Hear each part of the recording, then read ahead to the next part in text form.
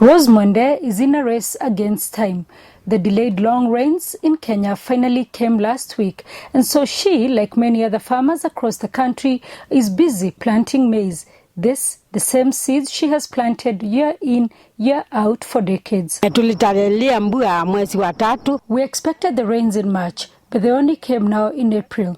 During the rains, I get good harvests, but when there is a drought, I collect a little harvest. But this is where the problem lies, not just for her, but for other smallholder farmers in Africa. That is about 80% of the continent's food producers.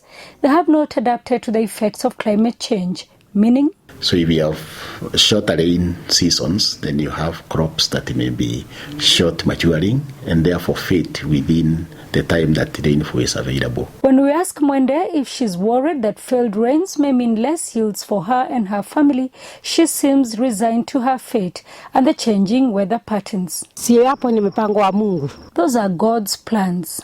Even with the changing weather patterns, much of Africa is dependent on rain-fed agriculture, putting in jeopardy the continent's food security situation. Statistics from the International Maize and Wheat Improvement Center, CIMIT, indicate that 300 million Africans depend on maize as their daily staple food. Droughts reduce the yields by 10 to 25%. They are now recommending that governments rely on science to craft laws that make food security a priority. Farmers or Africa can really benefit if we start and encourage growing, and not just the individual farmers, but even governments coming up with policies that would really encourage the growing of drought-tolerant maize. We are talking of drought stress, and this is not going to reduce. So Africa should also invest in irrigated agriculture. Despite the fact that scientists and experts have worked round the clock to come up with stress-resistant varieties, governments have been very slow to adapt. And in effect, farmers like Mwende behind me have also taken their time, largely due to lack of information on where to get these seeds and when to plant them.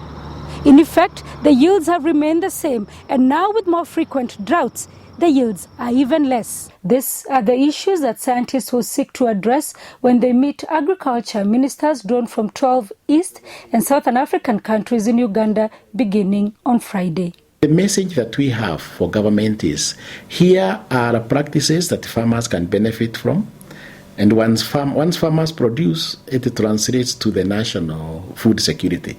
So can you make a policy? Because a policy, if you do a pilot, it's really getting a little to help a few farmers. But a policy would reach the whole of the growing population. Their hope is that governments will heed their message and act now towards zero hunger in Africa by 2030. Sarah Kimani, SABC News, Machakos, Kenya.